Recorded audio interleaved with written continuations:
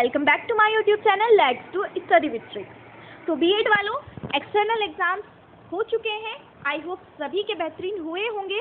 अब जो आपके सामने अगला चैलेंज है वो है बीएड प्रैक्टिकल, और ये अपने आप में एक टेंशन देने वाली चीज़ है। और इसमें भी अगर मैं बोलूँ कि आग का दरिया जो है वो होता है बीएड का वाइवा, जिससे गुजर के सभी को जाना है, और इससे कैसे गुजरना है, कैसे इसे अच्छे से अटेम्प्ट करना है, कैसे एग्जामिनर को इम्प्रेस करना है, ये चीज़ें बहुत ज़्यादा कंफ्यूजिंग है और ज़्यादा कुछ इस बारे में पता भी नहीं होता, इसीलिए ज़्यादातर स्टूडेंट्स इससे डर रहे होते हैं। तो आज मैं आपको बताऊंगी कि आपको इसे अच्छे से कैसे करना है, आपको वो कौन से टिप्स एंड ट्रिक्स हैं जो फॉलो करने हैं, जिससे आप एग्जामिनर को इजीली इम्प्रेस कर पाएंगे और अच्छे नंबर गेन कर पाएंगे। तो चलिए टाइम वेस्ट न करते हुए शुरू करते हैं। देखिए, सबसे पहले जो आपको समझना है वो ये समझना है कि वाइवा में क्वेश्चंस कैसे पूछे जा रहे हैं। अब आप बोलेंगे यही तो सबसे मुश्किल चीज़ है कि ये समझें कैसे कि वाइवा में क्वेश्चंस पूछे किस तरह से जा रहे हैं, किस तरह का एग्जामिनर का मूड है। तो देखिए, नॉर्मली जो होता है एग्जामिनर 3 तरह के क्वेश्चंस पूछता है। वो 3 तरह के क्वेश्चन होते हैं ये। एक वो पूछता है फाइल्स से, जो फाइल्स आपने बनाई है। यहाँ मैं बीएड फर्स्ट ईयर और सेकंड ईयर दोनों की बात कर रही हूँ, ठीक है, क्योंकि फाइल्स दोनों को ही बनानी होती हैं, वो इससे क्वेश्चन करता है। दूसरा जो एक कॉमन क्वेश्चन वो करता है वो होता है टीचिंग स्किल्स से। और तीसरा एक कॉमन पैटर्न होता है हर एग्जामिनर का, जिसे वो फॉलो कर रहा होता है। तो अब यही है पूरा वो मैप जिसे आपको भेदना है। इसी में छुपा है वो सारा सीक्रेट जो आपको अच्छे नंबर दिलवा सकता है। तो चलिए एक एक करके तीनों के बारे में बात करते हैं। शुरू करते हैं कॉमन पैटर्न से। देखिए, अगर आपका रोल नंबर स्टार्टिंग में नहीं पड़ता है तो ये आपके लिए बहुत ही ज़्यादा पॉजिटिव पॉइंट हो सकता है। क्यों? क्योंकि आपसे पहले जो स्टूडेंट्स वाइवा देकर आ चुके हैं, आप उनसे जानने की कोशिश कीजिए कि एग्जामिनर किस तरह के क्वेश्चन पूछ रहा है। और आपको सिर्फ वही क्वेश्चन नहीं रटने हैं, उन टॉपिक्स के बारे में थोड़ा सा अपने दिमाग में दोहरा लेना है कि वो मुझसे ये पूछ सकता है, अच्छा इस बार इससे ये पूछा है तो मुझसे इससे आसपास के जो सवाल बनेंगे वो आप अच्छे से अपने मन में दोहरा लीजिए। इससे क्या होगा, आप उन टॉपिक्स के लिए मेंटली प्रिपेयर हो जाएंगे, आप उन्हें अच्छे से अटेम्प्ट कर पाएंगे। अब आते हैं अगली चीज़ पर। देखिए, हो सकता है कई बार कि कॉमन पैटर्न से क्वेश्चन ना लगे, आपका लक यहाँ काम ना करे। तो उसके लिए अब वो क्या करता है, टीचिंग स्किल्स से क्वेश्चन पूछता है।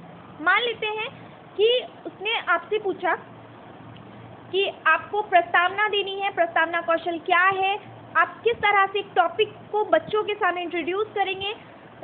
जैसे मान लेते हैं आपको क्लास में चैप्टर पढ़ाना है लाइट। ये होता है कि एग्जामिनर आपको एक सिचुएशन दे देता है कि आप इससे कैसे फेस करेंगे, इसे आप इसे कैसे डील करेंगे वो बताइए। तो मान लेते हैं उसने आपको दिया है कि आपको चैप्टर पढ़ाना है क्लास में लाइट, साइंस का, फिजिक्स का चैप्टर होता है, आपको इसे इंट्रोड्यूस करना है। तो इसके लिए अब आप क्या करेंगे, आप कभी भी क्लास में खड़े होकर डायरेक्ट नहीं बोल सकते कि आज हम लाइट चैप्टर पर बात करेंगे, ये एकदम नेगेटिव हो जाएगा। आपको बताना होगा, आपको धीरे धीरे बच्चों को लेकर आना होगा लाइट के आसपास। आपको नॉर्मली क्वेश्चंस करने होंगे कि अच्छा हमारे जो रूम है इसमें कितनी इलेक्ट्रिसिटी से चलने वाली चीज़ें हैं, ये क्या है, यहाँ रोशनी किस तरह से हो रही है, ऐसे करते करते आपको धीरे धीरे से उन्हें लेकर आना होगा। ये मैंने सिंपल एक एग्जांपल दिया। इसके अलावा वो आपसे पूछ सकता है, जैसे प्रश्न पूछने वाला क्वेश्चन होता है ना, पूछते हैं कि आपको क्वेश्चन पुट अप करने, वो किस तरह से करेंगे, या एक्सप्लेनेशन से आपसे पूछ सकता है। जितने भी स्किल्स हैं वो आपको अच्छे से पढ़ के जाना है। ये बिल्कुल सेफ जोन है, ऐसा हो नहीं सकता कि आप वाइवा देने जाए और वो आपसे स्किल्स से क्वेश्चन ना करे। तो ये तो एकदम सेफ जोन है। आपको सारे क्वेश्चंस अच्छे से पता होने चाहिए, सारे स्किल्स आपको, मैं बोल रही हूँ, रटे होने चाहिए, इसमें आपको कोई कंफ्यूजन नहीं होना चाहिए, ठीक है। अब चलते हैं फाइल्स। देखिए, मान लेते हैं कॉमन पैटर्न से आपको क्वेश्चन नहीं फंसा, टीचिंग स्किल्स से उसने आपसे सिर्फ 1 या 2 क्वेश्चन पूछे जो आपने जवाब दे दिए, लेकिन 1 या 2 क्वेश्चन के आंसर करना अच्छे नंबर पाने के लिए काफ़ी नहीं होता है। तो अब आता है आपके पास आपका आखिरी हथियार, और ये है आपके लिए बहुत ही ज़्यादा स्पेशल चीज़ जिसे आप इस्तेमाल कर सकते हैं। देखिए, कई बार बच्चों को लगता है कि एग्जामिनर का मूड होता है, वो जो चाहे पूछ सकता है, ये बात ठीक है काफ़ी हद तक, लेकिन कुछ ट्रिक्स ऐसे भी होते हैं जिससे आप एग्जामिनर से अपने मन चाहे क्वेश्चन पूछवा सकते हैं, जिसके लिए सबसे अच्छा तरीका है प्रैक्टिकल फाइल्स पर काम करना। देखिए, आपको क्या करना है, नॉर्मल फाइल्स सब बच्चे बनाएंगे और यकीन मानिए वो उन्हें खोलता तक नहीं है, साइड में लेकर रद्दी की तरह डाल देता है। आपको एग्जामिनर को मजबूर करना है कि वो आपकी फ़ाइल खोले। इसके लिए सबसे अच्छा तरीका है आप उसका डेकोरेशन इतना अच्छे से कीजिए, उसे इतना अट्रैक्टिव बनाइए कि एग्जामिनर मजबूर हो जाए कि बाहर से इसमें ये क्या है, अंदर भी तो देखिए अंदर क्या है। और अगर वो आपकी फ़ाइल खोल लेता है तो ये आपके लिए समझिए आधा काम यही कर देगा, क्योंकि जब उसने एक बार फाइल खोल ली तो अब ये तो नहीं हो सकता कि वो पूरी फाइल सिर्फ खोले और खोल के डाल दे। वो आपसे वहाँ से क्वेश्चन ज़रूर पूछेगा फाइल में से, और जो फाइल्स आपने खुद बनाई हैं उनके बारे में आपको अच्छा नॉलेज होता ही है और होना भी चाहिए। तो आप अपनी फाइल्स की डेकोरेशन पर ध्यान दीजिए, ये आपके लिए बहुत ही बेहतरीन कदम साबित होगा अगर आप इसे फॉलो करते हैं। ठीक है, फिर बाकी सारी फाइल्स में से वो सवाल करे या ना करे, सबसे इम्पॉर्टेंट अगर उसकी नज़र में कोई फाइल होती है तो वो होते हैं आपके लेसन प्लान्स। लेसन प्लान्स से क्वेश्चन ज़रूर किए जाते हैं, क्योंकि लेसन प्लान्स वो है जो आपने ट्रेनिंग ली है, जो आपने इतने दिन प्रैक्टिस किया है, वो आपका पूरा एक्सपीरियंस उसके अंदर है। तो यहाँ अगर वो लेसन प्लान से आपसे क्वेश्चन पुटअप करता है, वो समझ जाता है कि आपको कितना आता है और आपने सही में ट्रेनिंग की भी है या नहीं। तो अपने लेसन प्लान्स पर बहुत अच्छे से ध्यान दीजिए।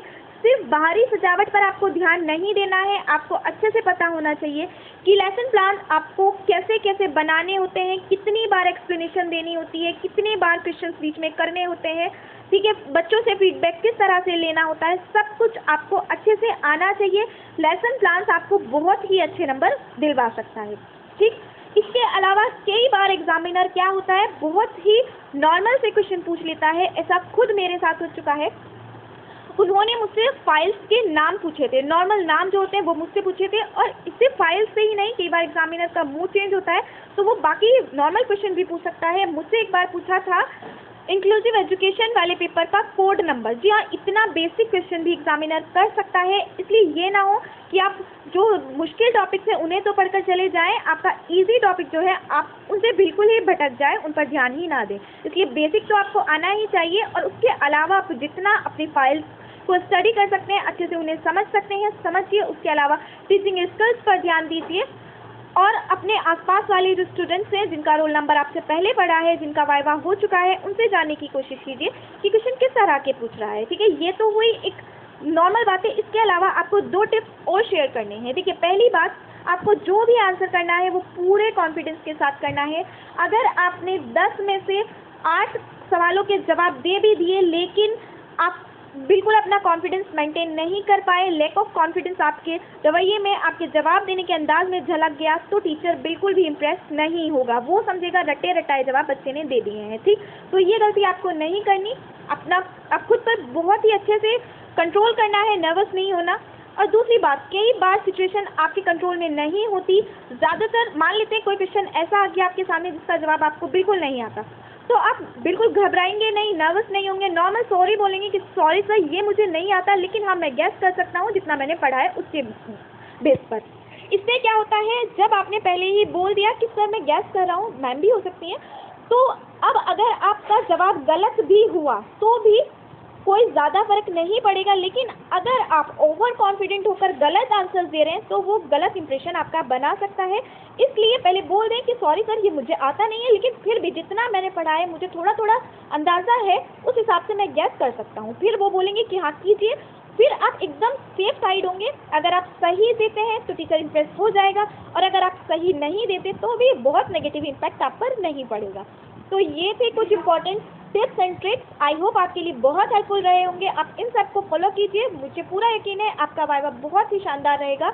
और अगर आपको इसके अलावा भी कोई क्वेरी है तो आप कमेंट सेक्शन में पूछ सकते हैं, मैं इसका जवाब देने की पूरी कोशिश करूँगी।